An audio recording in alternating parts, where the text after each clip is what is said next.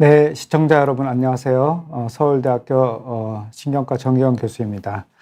오늘은 제가 노인 수면장애에 대해서 네 번째 시간으로 노인 하지불안 증후군에 대해서 말씀드리고자 합니다. 먼저 요새 폭설이 내려서 많은 사람들이 출퇴근하는데 힘들었고, 저도 한번 넘어질 뻔도 하고 했었었는데, 다들 이렇게 무사히 잘, 별 눈 피해 없이 잘 계시길 좀 바라고요. 사실 이렇게 이제 눈이 펑펑 내린 날에는, 어렸을 때 그 아랫목에서, 따뜻한 아랫목에서 군고구마 먹던 그런 기억이 나는데요. 아마 요즘 뭐 젊은 사람들은 아파트에서 처음부터 생활을 해서 뭐 아랫목이라는 뭐 개념이 잘 없었을 텐데, 어쨌든 이렇게 눈이 펑펑 오면 그런 기억이 좀 납니다. 예, 하지불안 증후군은 제가 여러 번 사실 강의는 했는데, 이제 노인 하지불안 증후군에 대해서 오늘 말씀드리고자 하는데, 노인이라 해서 특별히 이제 아주 굉장히 다른 것은 없습니다. 다만 이제 노인에서 조금 이제 젊은 성인과 좀 다른 측면, 그리고 치료를 할 때 좀 고려해야 될 점, 이런 부분에 대해서 한번 짚고 넘어가겠습니다. 그래서 오늘 제 강의의 전반부는 하지불안 증후군의 그 증상과 그다음 진단 이런 거에 대한 일반적인 말씀을 좀 간략하게 드리고, 후반부에는 노인에서 특별히 그 노인 하지불안 증후군의 특징과 그다음에 이제 치료에서 고려할 점, 이러한 것들에 대해서 좀 말씀드리고, 질문이 올라온 게 있으면 질문에 대해서 답하고 마치는 것을 하겠습니다. 자, 한번 볼까요? 제가 늘상 주로 이제 보여드리는 슬라이드 중에 하나인데, 자, 하지불안 증후군이란 어떤 병인지 말씀드리면, 크게 이제 네 가지 특징을 가지고 있는 게 특징이죠. 첫 번째로는 다리를 움직이고 싶은 충동을 느낍니다. 그 충동과 함께 뭔가 다리가 불편한, 감각적으로 불편합니다. 스물스물 거리기도 하고, 또는 뭐 간질간질 거리기도 하고, 때로는 통증처럼 오기도 하고, 또는 찌릿찌릿하는 그런 굉장히 다양한 감각 증상, 그것을 통칭해서 불편감이라고 얘기를 할 수가 있겠는데요. 다리를 움직이고 싶은 충동과 함께 이제 불편감이 생기고, 이러한 충동이나 불편감이 아무 때나 생기는 게 아니라 가만히 있을 때 이제 생긴다는 게 특징이고요. 그래서 결국은 가만히 있을 때 오래 있으면 오래 있을수록 이런 충동은 점점 증가를 해서 결국은 안 움직이고는 못 베기는 그런 상황이 됩니다. 그래서 만약에 움직일 수 없는 상황이 됐을 때 매우 이제 힘들어지고 괴롭습니다. 예를 들자면 이렇게 상사 앞에서 회의를 장시간 한다든가, 또는 또 이렇게 영화 보러 가면은 꼼짝없이 이제 못 나오게 되는 경우도 있죠.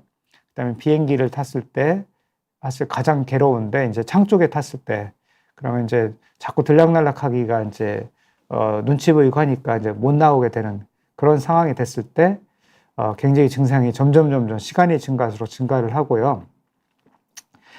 그렇지만 움직여주면 이 증상이 완화가 됩니다. 그래서 계속해서 움직여주거나 또는 돌아다녀야지 되는 경우가 있고요. 초기의 증상은 처음 시작은 이제 어둑해지고 밤에 자려고 할 때, 그래서 밤에 이제 시작이 되고, 그 다음에 점차 오래되는 환자들은 이제 초저녁이나 심지어는 낮에도 이제 생길 수가 있긴 하는데, 그렇다 하더라도 밤에 이제 악화되는 특징을 가지고 있습니다. 이런 네 가지 특징을 가지고 있고요. 하지불안 증후군 환자들 중에서 전부는 아닌데 일부, 그러니까 서양에서는 한 10명 중에 8명, 우리나라 데이터를 보면은 10명 중에 6명 정도에서는 이따 제가 뒤에서 보여드리겠지만 다리를 주기적으로 이렇게 까딱까딱 움직여주는 주기적 사지 움직임도 생깁니다. 그래서 종합해서 말씀드리면 하지불안 증후군은 감각 증상도 있고요, 또 움직이는 증상도 있고, 이게 항상 같이 따라다닙니다. 특히 충동이라 하면 감각일 수도 있고 운동일 수도 있거든요. 그래서 감각 운동, 신경질환, 이렇게 이제 말씀드릴 수 있겠습니다. 이 한마디가 하지불안증후군의 질병의 특징을 잘 표현하는 그런 기술이라고 볼 수 있겠습니다. 그러면 감각 증상에 대해서 한번 살펴보면요. 말 그대로 하지불안증후군이기 때문에 하지에 주로 증상이 생깁니다. 희한하게 상지에는 별로 없고 몸통에도 별로 없습니다. 그래서 가장 전형적으로는 이렇게 하지에만 국한돼서 나타나는 감각, 그러니까 다리의 어떤 불편한 증상인데 주로 종아리나 허벅지고요. 발등이나 발바닥, 발목 이런 발에는 별로 또 잘 생기지가 않습니다. 발목부터는 잘 생깁니다. 그래서 종아리, 무릎, 허벅지 그리고 발목 여기에 이제 주로 나타나게 되고요. 그렇지만 이제 이 질병을 앓은 지 오래된 분들이라든가 또 치료를 오랫동안 받게 되면은 이 증상이 뭔가 변하게 되는데 특히 이제 다리에만 국한되지 않고 상지 쪽으로 또 더 심하면 몸통이나 뭐 얼굴까지도 이렇게 나타나는 그런 분들이 있습니다. 그래서 증상이 이제 심하거나 오래됐을 때 이런 상지로 분포가 즉 사지로 분포가 이제 올라가거나 변하는 그런 양상으로 나타날 수 있습니다. 전형적으로는 종아리하고 허벅지에 주로 나타나면서 좌우가 대칭인 게 특징입니다. 약간의 비대칭은 있을 수 있으나 완벽하게 비대칭인 경우는 없지 않기는 하나 있긴 있습니다만 이제 일반적이지는 않습니다. 대개 저희 연구 결과를 보면 한 17% 정도에서 한쪽으로만 나오거나 또는 굉장히 비대칭이 심한 경우가 있을 수는 있으나 좌우 대칭인 게 이제 특징이고요. 그 다음에 다른 질환, 말초신경 질환이나 또는 척추 손상과는 다르게 근육에 힘이 빠진다든지 감각 자체가 떨어지거나 이런 증상은 없고요. 또 심부건 반사락에서 이제 망치로 치거나 했을 때 이 무릎에 반사가 나타나는데 그런 것들이 모두 정상입니다. 즉 신경학적 검진을 해보면 이상 소견이 나타나지 않고 그냥 속으로만 느끼게 됩니다. 그래서 사실은 증상은 다리에서 나타나지만 이 원발 부위는 뇌에서 이런 감각 운동이 조절되지 않기 때문에 이제 나타나는 것으로 이제 알려져 있고요. 그것도 뒤에 다시 한번 설명을 드리겠습니다. 이렇게 감각 증상도 있고, 그 다음에 이제 운동 증상이 있는데, 운동 증상은 이제 움직이고 싶은 충동이 이제 대표적인 건데, 그거와 함께 이제 졸릴 때라든가 또는 잘 때, 또 심한 경우는 이제 깨어 있을 때, 이제 깨어 있지만 아주 정신이 아주 각성도가 높은 상태는 아니고 약간 졸리고 이렇게 그런 멍 때리는 그런 상태에 있을 때 다리가 자기도 모르게 이렇게 까딱까딱 움직이는 그런 반사적인 움직임이 나타날 수가 있는데 이게 일정한 간격으로 나타납니다. 한번 동영상을 보시면은요, 이분 한 40대 정도의 남자분이신데, 이제 자는 상태에서 까딱까딱 움직이니까 그 이제 배우자가 동영상을 촬영해갖고 온 그런 모습이 되겠습니다. 이런 식으로 이렇게 이제 지금 한 30초 정도 돼서 한번 했는데 한 조금 더 지나면은 또 3, 40초 정도 지나면 다리를 한번 또 까딱이는 그런 게 나타나고 그게 또 나타나죠. 한 30초 정도.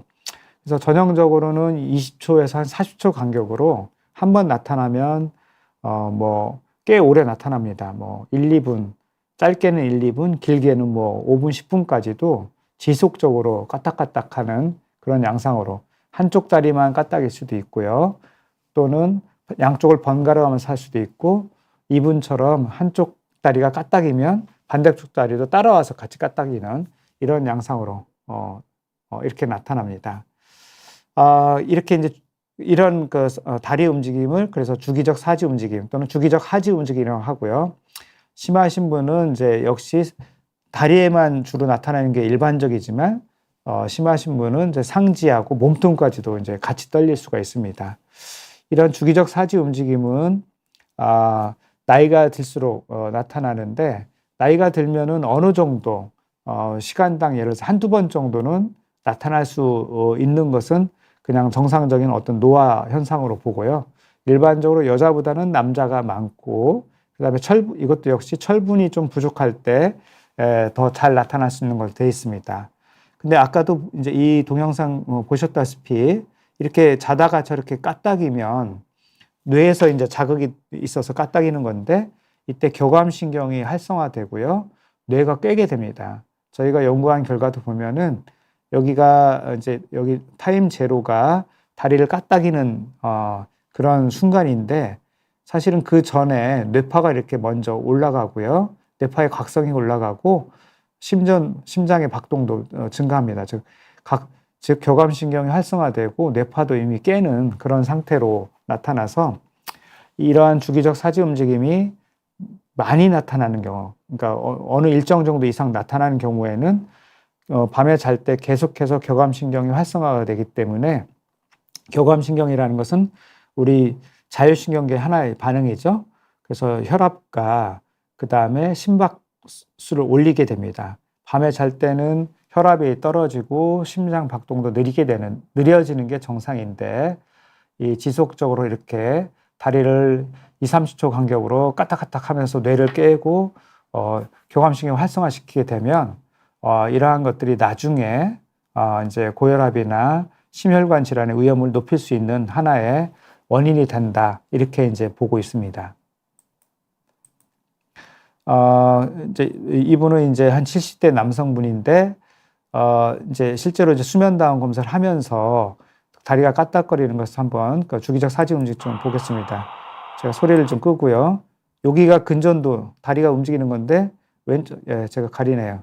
왼쪽 다리를 여기 왼쪽 다리를 잘 보십시오. 예. 거의 똑같이 이런 식으로. 이게 다리라면 이런 식으로 까딱이는 것을 볼 수가 있고, 그 까딱이면서 여기 보면 뇌파가 깨는 것이 이제 빨라지는 것을 이제 볼 수가 있습니다. 그리고 이제 심장 박동도 좀 더 빨라질 수가 있고요. 혈압을 재면 혈압도 좀 올라갈 수가 있습니다. 그래서 이런 하지불안 증후군에서 이제 주기적 사지 움직임증이 나타나면 이것이 추가적으로 어떤 수면 장애를 초래하는 영향을 줄 수가 있겠습니다.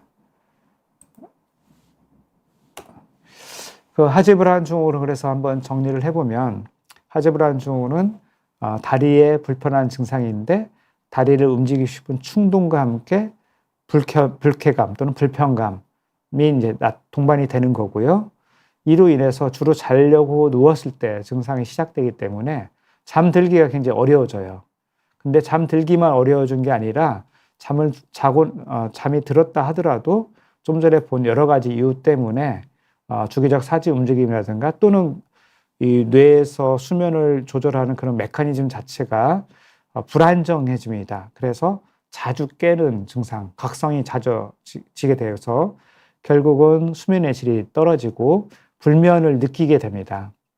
아시겠죠? 그래서 불면의 1차적인 게 아닌데, 다리의 불편함과 그로 인해서 수면 중에 계속된 각성으로 인해서 불면증을 느끼게 됩니다. 그래서 이따가 뒤에서 말씀드리겠지만, 어떤 분들은 하지불안 증후군 때문에 잠을 못 자는데 불면증으로 이제 진단을 받고 수면제를 처방을 받아서 먹으면서 또 문제가 생기는 경우가 있고, 특히 노인에서 그런 경우가 이제 자주 있습니다.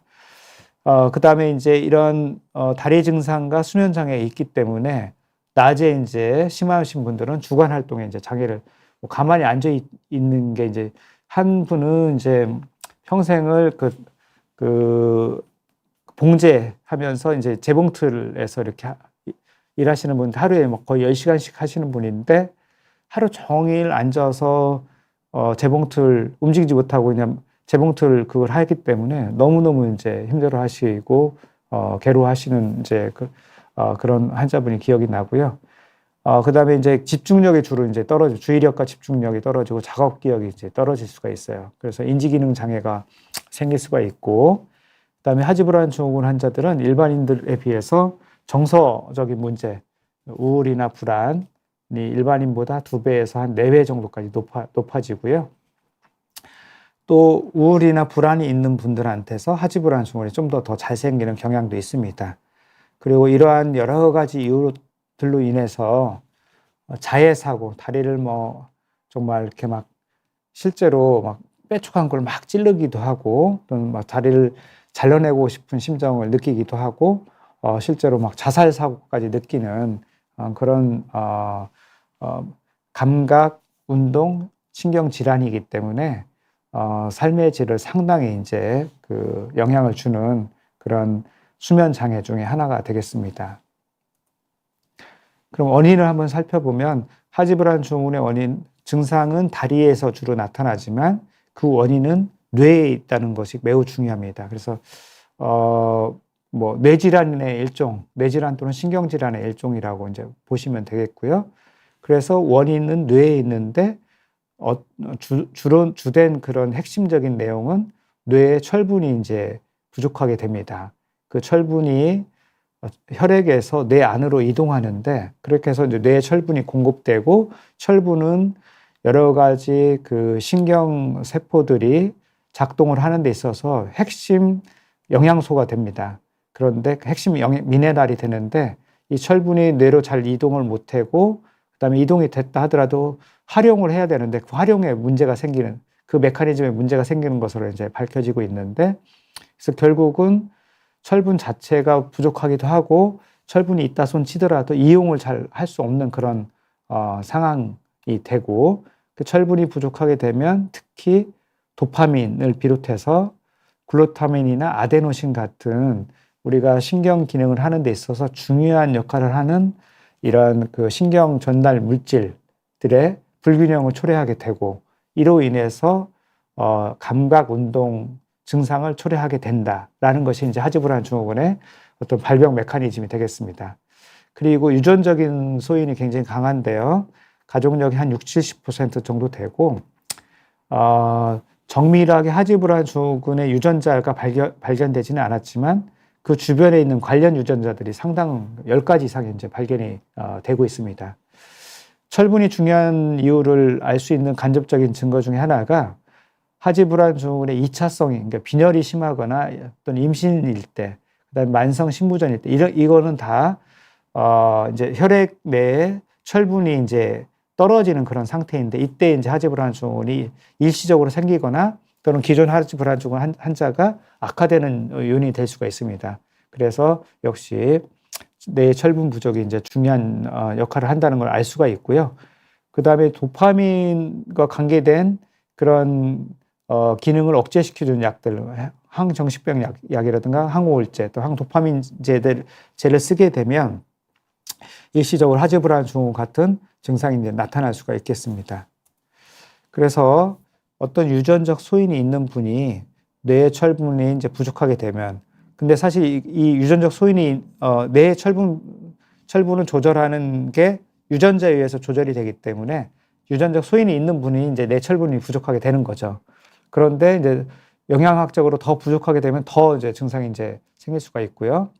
처음에는 초창기에는 도파민 이상만 얘기했는데 지금 도파민뿐만 아니라 글루타메이트라든가 아데노신 등도 이제 이상이 생겨서 이 감각운동 네트워크에 이상을 초래한다라는 이제 개념이고요.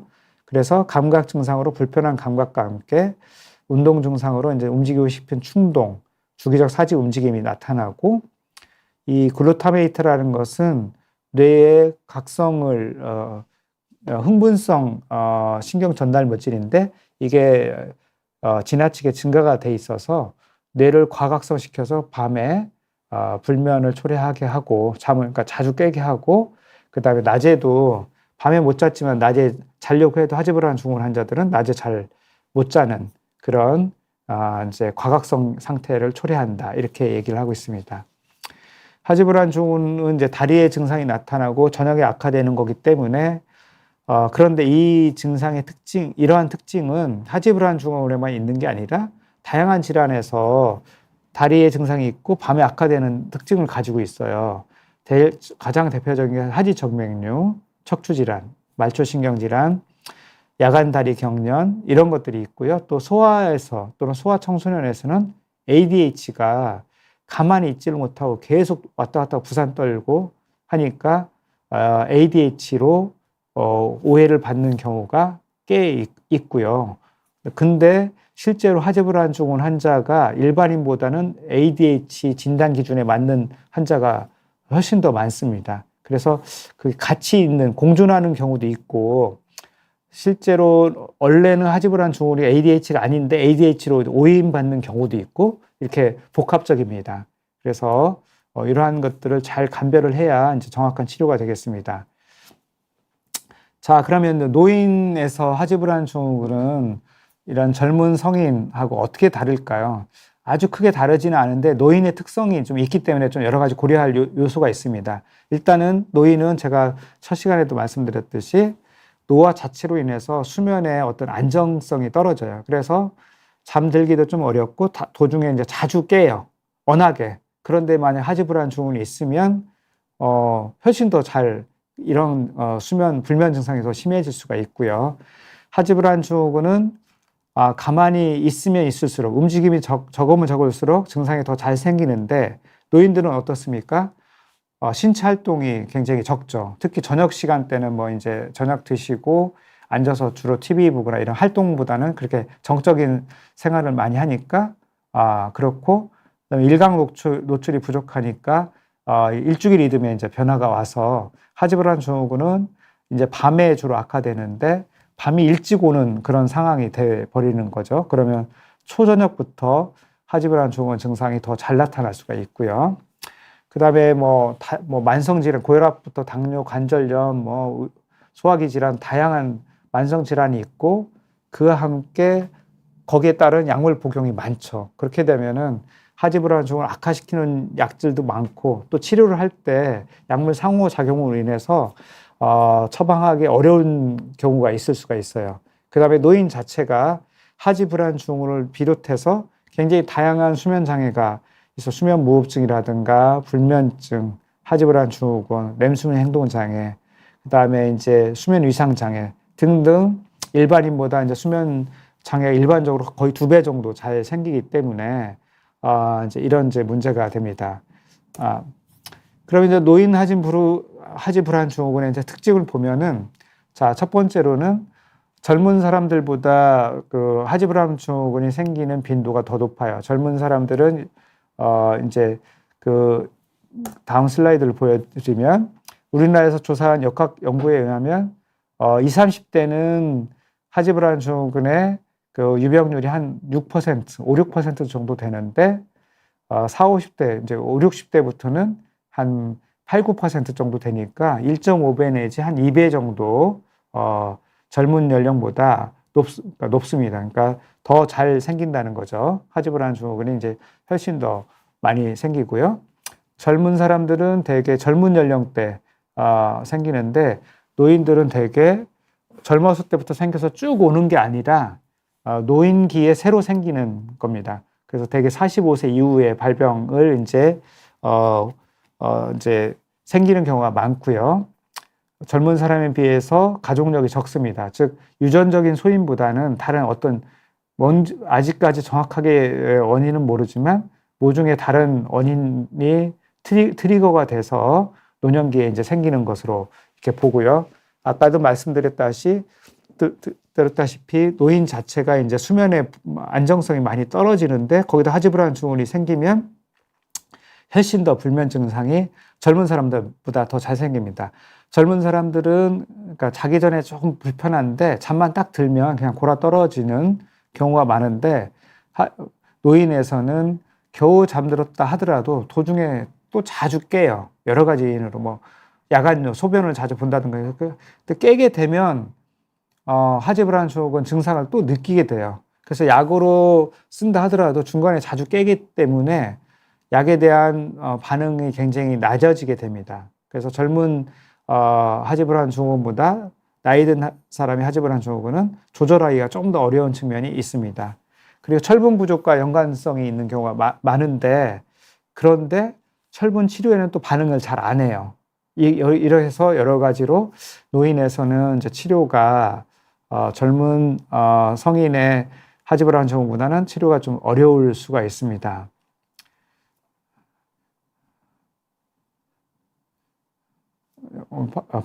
질문인데, 이제 파킨슨이, 오늘 제가 파킨슨은 아니고, 저는 이제 하지브라운 증후군에 대해서 말씀드리는 거라, 예. 그리고 그래서 이제 노인에서 하지브라운 증후군은 이제 치료가 성인하고는 많이 다른 건 아니지만 약간의 고려할 점은 있다라는 거고, 그래서 먼저 다양한 약들을 굉장히 다른 약들을 많이 먹고 있기 때문에 먼저 비약물적 치료를 항상 고려를 해줘야 됩니다.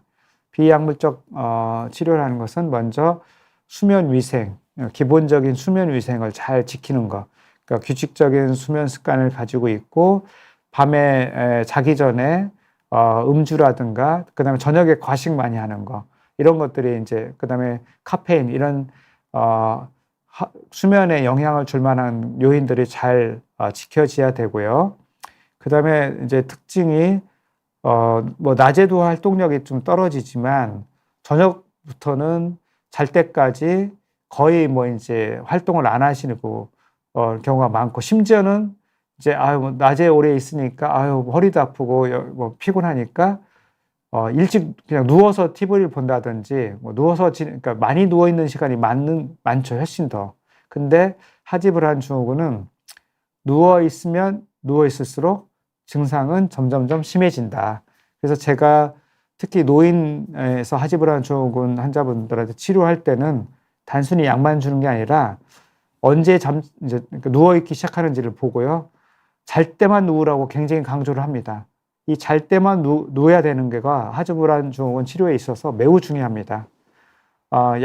약을 아무리 먹어도 오래 누워 있으면 누워 있을수록 약효는 떨어지고 증상은 점점점 심해지고요. 약의 용량을 올리면 올릴수록 또 역설적으로 증강 현상이 나타날 수 있기 때문에 오래 누워 있지 않는 거, 즉 잘 때만 누우는 거가 매우 중요합니다. 그다음에 이제 복용하고 있는 다른 약물들도 다 살펴봐서 혹시 악화시키는 요인이 있으면 이제 그 약에 대한 어떤 조정이나 이런 것도 고려를 해야 되겠습니다. 철분 부족이 있으면 교정을 해야지 되는데, 아까 말씀드린 대로 생각보다 철분 주사 치료 이런 게 반응이 젊은 사람보다 훨씬 떨어집니다. 그렇지만 철분이 많이 떨어져 있는 경우에는 보충을 안 해주면은 별로 좋아지지 않기 때문에 보충은 기본적으로 해주긴 해야 됩니다. 그다음에 약에 대해서 젊은 사람보다 이제 약에 대한 대사 능력이 떨어지기 때문에 약물 용량은 훨씬 더 적은 용량부터 시작을 해야 되고요. 이 조절, 타이트레이션도 서서히, 그리고 가급적 최소한의 용량을 유지할 수 있도록 신경을 써줘야 되는 게 이제 중요한 포인트가 되겠습니다. 그래서 비약물적 관리도 이제 젊은 성인 하지브라운 증후군인데 대체로 비슷하지만 가장 핵심이 이제 운동 부족, 그 다음에 잠들기 전에 너무 일찍부터 누워 있는 거, 이거를 이제 조절하는 게 매우 중요하고요. 악화시키는 다른 약물이 있는데 요즘에 이제 노인들도 항우울제가 처방받는 경우가 상당히 많습니다. 근데 항우울제 중에 이제 악화시키는 것들이 꽤 있기 때문에 항우울제라든가 감기약, 항히스타민제, 항정신병 약제, 그리고 수면제 매우 중요합니다. 하지브라운 증후군이 이제 그러니까 불면증처럼 해서 불면증으로 진단받고 하지브라운 증후군 증상으로 1차적으로 타겟해서 치료를 받는 게 아니라 불면증을 먼저 치료를 하면서 수면제를 먹게 됐을 때 가끔 심각한 문제가 생기는 경우가 있는데, 그 사례를 다음 슬라이드에서 보여드리겠습니다. 그 다음에 기본적인 수면 위생과 함께 자기 전에 마사지나 스트레칭, 족욕 같은 걸 하면, 이게 이제 의학적 연구로서 에비던스가 아주 많지는 않으나 제가 임상 경험상 이런 것들을, 즉 요컨대 다리에 적절한 말초적 자극을 주면 하지브라운 증후군의 증상이 좀 많이 완화되는 경우가 많습니다. 즉 뭐냐면 다리를 가만두지 않고 계속 주물러 주거나 뭘 하기 때문에 그렇습니다. 이 마사지나 뭐 족욕을 한다고 해서 이건 혈액순환 장애가 아니기 때문에 혈액순환을 촉진시켜서 좋아지는 건 아닙니다. 절대로. 그래서 간혹 뭐 혈액순환 개선제를 뭐 먹으면 좋아지나요? 이렇게 질문하는 경우가 있는데 전혀 아닙니다. 아무런 상관이 없습니다. 왜냐하면 하지브라운 증후군은 혈액순환하고는 아무 상관이 없고, 말씀드린 대로 뇌에서 철분, 도파민, 과 다른 아데노신 이런 여러 가지 신경 전달 물질의 그 불균형에 의해서 생기는 거기 때문에 그런 혈액순환 개선제라든가 뭐 그런 영양제 있잖아요. 혈액순환 뭐 센 뭘로 시작하는 뭐 센시발 이런 것들 먹어봤자 소용이 없다라는 것을 말씀드립니다. 이분 사례를 보여드리면 80세 이세 남자분이신데 6개월 전부터 이제 하지브라한 증후군 증상이 생겼어요. 자려고 누르면 다리가 이렇게 겉으로 튀는 게 아니라 속으로만 느끼고 때로는 실제로 겉으로 튀기도 합니다. 벌레를 기억하는 것 같기도 하고 그렇게 되면 자기도 모르게 이제 다리를 쭉쭉 이렇게 뻗어주면 조금은 이제 완화가 되는데 그렇게 되고 심하면은 막 이제 상체까지 이렇게 흔들리는 경우도 있고요. 이로 인해서 이제 잠들기 어려워져서 이제 근처 병원 가서 얘기를 했더니 수면제를 처방을 받으셨어요. 그래서 수면제를 먹기 시작했는데 수면제는 이제 졸피뎀이라고 하는 또는 스틸록스라 하는 가장 흔하게 쓰는 이제 처방되죠.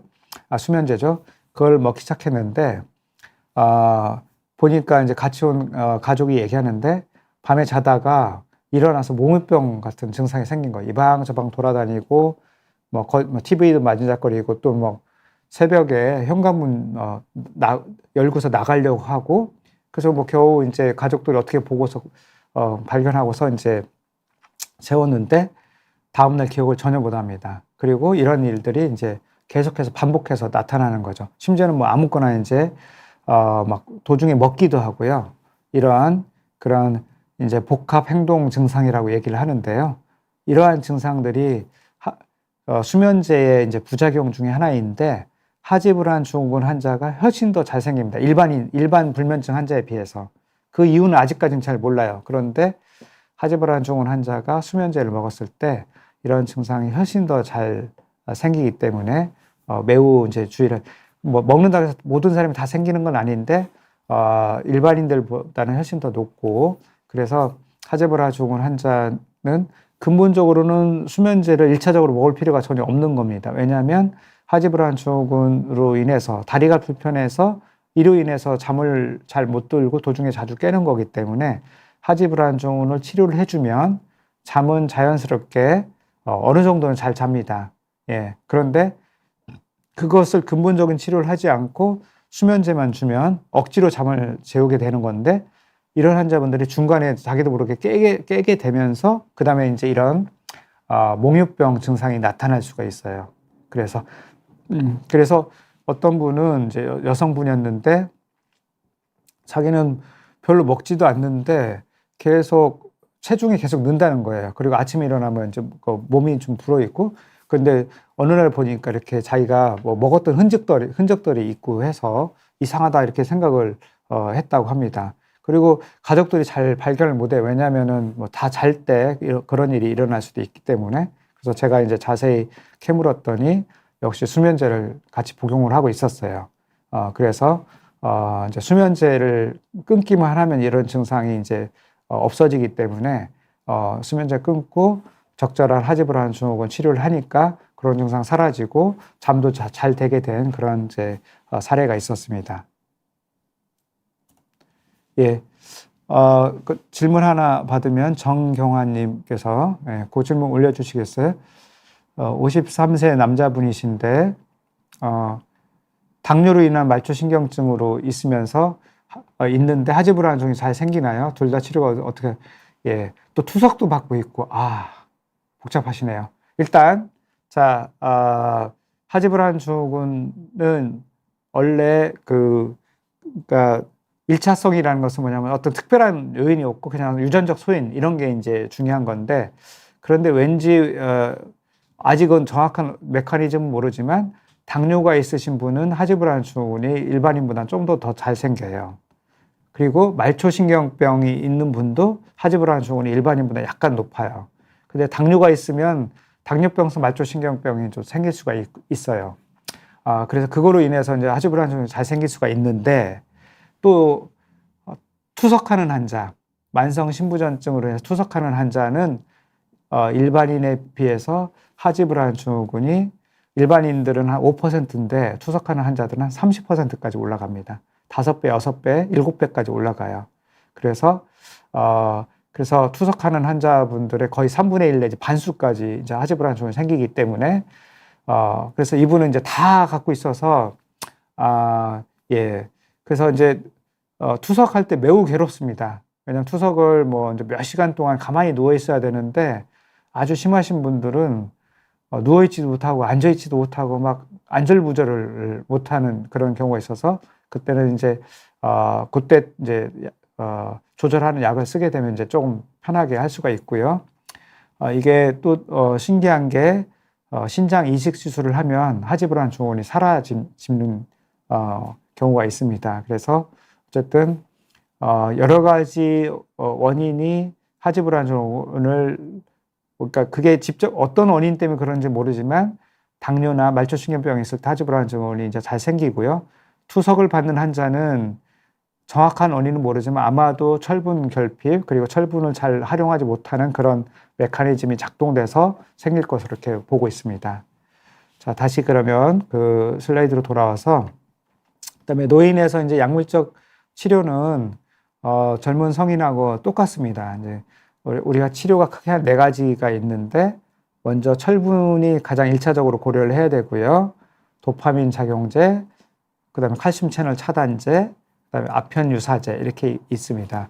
그래서 철분이 종종 젊은 성인보다는 철분이 좀 낮은 경우가 많은데 그런데 경구용이든 주사용이든 철분 치료를 했을 때 반응이 별로예요, 사실. 노인에서는 이렇게 좀 드라마틱하게 좋아지는 경우는 그렇게 많지는 않습니다. 그렇지만 철분이 많이 낮아져 있는 경우에는 철분을 어느 정도 정상화 시켜주지 않으면 약물에 대한 반응이 좀 좋지 않기 때문에 그래서 철분이 부족한 경우에는 이제 해주는 게 좋고요. 그 다음에 이제 도파민 작용제 칼슘 채널 차단제가 1차 치료제로 쓰고 있는데 도파민 작용제에 대해서는 좀 고려할 점이 있어서 그건 다음 슬라이드에서 말씀드리고 또 아주 심한 경우에는 이제 아편 유사제까지 쓸 수도 있긴 합니다. 그런데 이제 많은 노인들이 이제 관절염이라든가 만성 통증 또는 때문에 이 칼슘 채널 차단제는 이제 통증성 질환에도 많이 쓰거든요. 그다음에 아편 유사제, 트라마돌 같은 것도 많이 쓰기 때문에 이미 이것을 뭐 예를 들면 정형외과라든가 신경외과라든가 재활의학과라든가 또는 뭐 통증 클리닉에서 이미 많이 받고 오시는 분들도 꽤 많아요. 그래서 그러한 것들을 모르고 이제 또 추가로 약을 쓰게 되면 이제 약이 너무 이제 또 세질 수 있기 때문에 반드시 이제 약물에 대한 그 잘 보야 되겠습니다. 그래 이제 특히 이제 인지가 떨어지시거나 이제 치매 노인이신 분이 이제 하지불안 증후군이 이제 생기는 경우에 본인이 증상 표현을 잘 하기 어렵고요. 그다음에 워낙에 이제 치매 노인에서 야간에 이제 돌아다니는 배가 많을 수 있는데 이게 하지불안 증후군 환자들도 증상이 심하면 밤에 안 자고 깨가지고 막 돌아다니거든요. 그래서 그게 이제 하지불안 증후군인지 아닌지 헷갈릴 수 있고 상당히 어렵습니다. 그다음에 이제 이런 치매 노인에서 도파민 제제를 썼을 때 충동이나 정신 증상이 증가될 수가 있어요. 그래서 치매나 인지 장애가 있는 분들한테서는 하지불안 증후군을 진단하기도 좀 어렵고 그다음에 치료하는 데 있어서 이러한 점들을 잘 고려해서 치료를 이제 해야 되겠습니다. 질문이 올라오는데 보면은 한번 올려주시겠습니까? 수면 검사를 했는데 신경과의 수면 검사했는데 주기성 사지운동증 아까 제가 보여드렸던 겁니다. 사지운동 진단을 받았고 저장철이 이제 철분이 많이 떨어져 있다고 해서 철분 수액 주사 맞았는데 주기적으로 저장철 검사를 따로 해봐야 되나요? 그러니까 이제 철분을 맞고 수면은 좋아졌다 합니다. 그래서 이번은 이제 주기적 사지 움직임증만 있는 건지 아니면 플러스 하지불안 증상, 감각 증상도 같이 있는지는 조금 명확하게 하진 않은데 어쨌든 철분이 이제 부족하면 주기적 사지 움직임증이 이제 생기거나 심해질 수가 있습니다. 그래서 이 경우에는 이제 철분을 보충해주면 좋아지는 경우가 있고요. 당연히 이제 철분을 주사를 맞은 다음에 두세 달 지나서 철분 검사를 해서 어느 정도 올라갔는지 봐야 되고요. 그 다음에 또 또 3개월 내지 4개월 뒤에 이게 또 확 떨어지는 분들이 있어요, 가끔. 또는 잘 유지가 되는 분이 있기 때문에 한 두세 번 정도는 체크를 해서 그 추이를 좀 보는 게 이제 좋겠습니다. 그래서 한 6개월 정도까지 됐는데 크게 떨어지는 경향이 보이지 않으면 그 다음에는 뭐 자주 할 필요는 없습니다. 그래서 이제 증상이 뭐 또 다시 나타나거나 그럴 경우에는 다시 해봐야 되겠으나, 그래서 저 같은 경우는 이제 안정적으로 잘 유지가 되는 분들한테는 뭐 1년에 한 번 정도만 검사를 하게 됩니다. 또 이승현님께서 하지 정맥류나 다리 혈관염도 하지 불안증후로 봐야 하나요? 예, 하지 불안증후로 보면 안 되고요. 하지 불안증후처럼 보일 수 있기 때문에 하지 불안증후라고 이제 최종적으로 진단을 하려면은 하지 정맥류라든가 다리 혈관염 또는 다른 척추 질환 또는 말초신경 장애 이런 것들이 아니라는 것을 반드시 확인을 하고서 최종적으로 하지 불안증후로 진단을 하셔야 됩니다. 그래서 하지 불안증후의 감별 진단 포인트에 들어가는 그런 질환들이 되겠습니다. 자, 그래서 노인에서 하지 불안증후는 그렇게 아주 뭐 특별한 건 없습니다. 그리고 제가 이제 연구를 해보려고 노인들 하지 불안증후군 하고 젊은 사람들하고 비교를 해서 봤더니 증상이나 이런 것들은 특별하게 통계적으로 차이가 나지도 않고, 그래서 제가 논문을 준비했다가 논문을 못 쓰고 있는데, 그런데 실제 그렇지만 그 데이터로 보면 이렇게 그 통계적 차이는 나지는 않는데, 제가 실제 임상에서 접했을 때는 이런 느낌은 있어요. 그러니까 일단은 유병률이 이제 젊은 사람보다 많고요. 그 다음에 젊은 사람보다 이제 증상이 심한데 불면 증상이 좀 더 심합니다. 그 그리고 약을 써도 도중에 자주 깨는 이런 것들이 많고요. 그다음에 약에 대해서 굉장히 이제 세심하게 이제 잘 조절을 해줘야 되고, 철분에 대한 반응이 이제 많이 그 젊은 사람만큼 많이 나타나지 않고 있고, 그다음에 인지 저하가 있을 때는 또 그런 것들을 고려를 해야 되기 때문에 한마디로 이제 젊은 사람에 비해서 좀 더 까다롭고 좀 더 세밀한 관찰과 그 관리가 좀 필요한 이런 상황이라고 이제 보시면 되겠습니다. 그래서 오늘은 제가 이제 여기까지 오늘 좀 노인 하지부랑 이제 아주 그렇게 특별히 더 할 말이 많지는 않아서 이 정도 준비를 했고요. 질문이 더 없으면은 더 없는 것 같죠? 그죠? 예. 그래서 제가 이제 오늘 한 달, 4주 동안, 11월 한 달 동안 이제 노인 수면장애에 대해서 이제 말씀드렸고요. 노인 수면의 이제 특징과 노인에서 흔한 수면장애, 그리고 중요한 게 이제 그 렘수면 행동장애에서 노인이 이제 매우 이제 중요한 수면장애 중에 하나인데, 렘수면 행동장애에서 말씀드렸고, 그 다음에 이제 하지불안증후는 이제 또 그 흔한 수면장애 중에 하나인데, 노인에서 이제 고려할 점에 대해서 조금, 그 부분에 대해서 이제 그 집중적으로 이제 그 말씀을 드렸습니다. 그래서 이제, 제가 11월 한 달 동안 이 명의 코너에 나와서, 오늘 이제 마지막 시간이 되겠고요. 그동안 이제 쭉 시청해 주시면서, 많이 참여해 주시고 또 좋은 질문 올려주신 많은 분들께 감사드리면서 오늘 제가 약간 시간이 좀 이르긴 한데 마치도록 하겠습니다. 네, 그럼 그동안 시청해주셔서 너무 감사드립니다. 네, 감사합니다.